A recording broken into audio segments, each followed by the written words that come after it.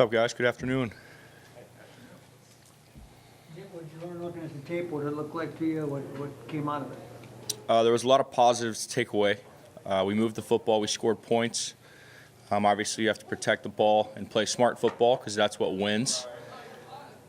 And you go from there. You take 1 week at a time. You watch the film. You learn from it. Learn that we still have a really good football team, and just time to put it together.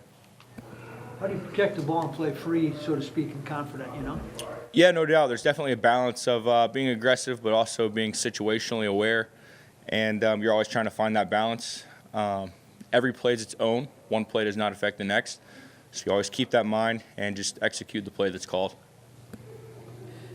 Nick, what did you see on the film on those sneaks in overtime?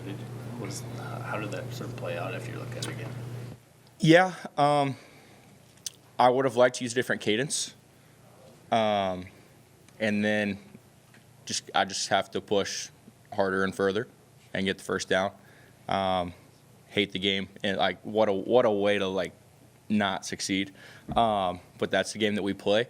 So it's past us now. Got an extra day to prepare this week, going over third downs already. So we're excited for this week for sure as well. Was that the first time you ever did that in a live game? The shove style sneak? Yes, it is. But to me, whether there's a shove or there's not a shove, not too much different. Just got to stay low, push forward, and yeah. On the cadence, are you saying a different one from the first play to the second play, or just a different one altogether? Or? Yeah, I think so. I mean, we have so many different cadences, and the ability to mix up cadence and use it as a tool throughout the entire game is definitely a way to create an advantage. So I think we'll continue to use cadence to create an advantage for our offense. How much freedom do you guys have to do that in terms of switching it up on the fly, or is that something that gets kind of cleared with coaches ahead of time? No, we have freedom, and it's the quarterback's job to create an advantage for the offense to use cadence. I see, like you in Philadelphia the other night, everybody assumes that they're going to run that with Jalen Hurts the half-yard line, and they didn't the other day. Are teams picking up a little bit on this, the push, the quarterback sneak push? I think every play is its own. Obviously, it's a trendy play this year that creates a lot of talk and buzz. But we're just focused on just whatever the situation is, whatever the play is called, got to execute it, and that's all that really matters. Wes talked yesterday about Ty kind of seeing you go through the plan on a Friday and then following kind of your footsteps doing that. Just what have you seen from him and his development? He's awesome. I love Ty. Even like that first Seahawks game when he got a lot of action, he's got juice, and it's what you want from a running back. He's got juice. He loves football. He works really hard at it, and to see him take advantage of his opportunities are awesome. And I'm really not surprised that he's playing well. What were your son's takeaways from seeing you play? They were excited. They had a great day, and they were sad that we lost, just like the rest of us. Nick, what do you see in the Lions' defense? Yeah, they're a good group. They're aggressive. They're active. Going to get multiple looks, different coverages, and there's multiple ways they could play us. So just got to see how they're playing us and take one play at a time. How much communication have you had with Kirk just in the lead up to this week, last week? Like, how involved has he been? Yeah, I'd say a pretty good amount. We have a great relationship. Thankful for all that Kirk has been for this team and for me since I've been here. And yeah, we talk a good bit, talk about situations that play out through the game, talk about what plays look good on third down this week. So all sorts of stuff. He loves football. He loves talking football. He loves strategy. And so he's been a great resource. Nick, how do you balance just like the mindset of being willing to let it rip and trying to monitor and make sure you don't turn the ball over? Yeah, I think it's just one play at a time. Just got to focus. Got to execute. Know what your job is and do it to the best of your ability. And I feel like I did a good job of that versus Cincinnati, but obviously just got to eliminate the mistakes and be a really good quarterback and collectively be a really good unit. Just stay efficient and protect the ball. Fair to say like those turnovers won't deter you from taking chances this week?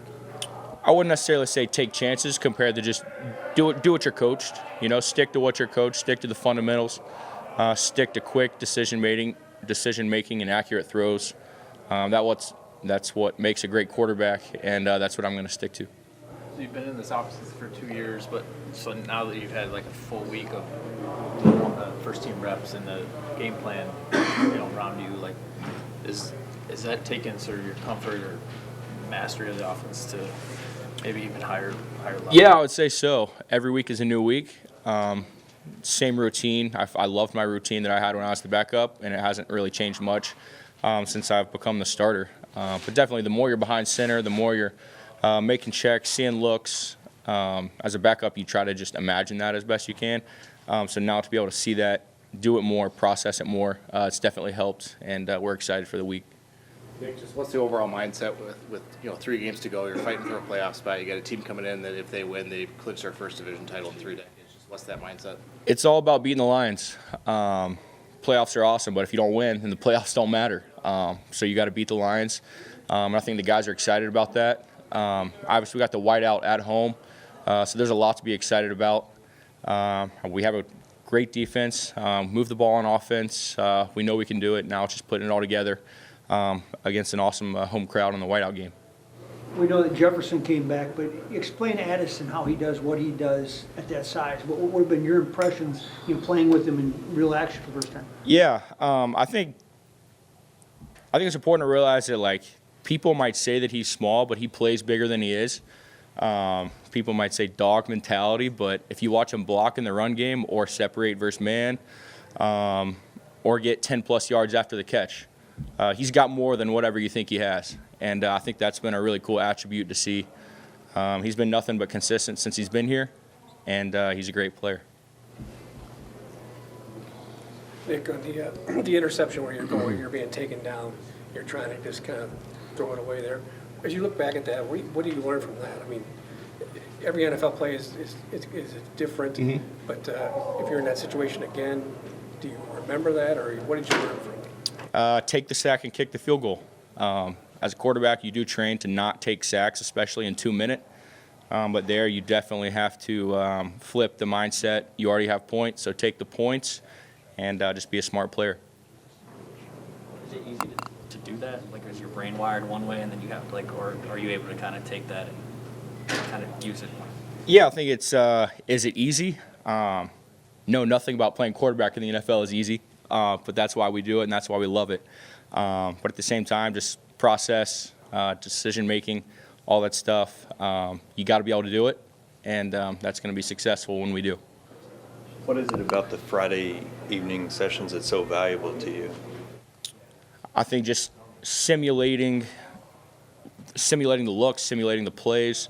You get so much information during the week. You got to process it, and then just Friday's the time to sit back, relax, go through all the plays, and feel what it's going to feel like. And that's been very useful for my routine. The play calls in the huddle at an acceptable volume for the linemen this last game? Say what? The play calls in the volume. Yeah. Oh, yeah. Yes, definitely. Yes, the loud voice was needed for sure, yeah. Thanks, everybody. All right, thanks, guys. Yep.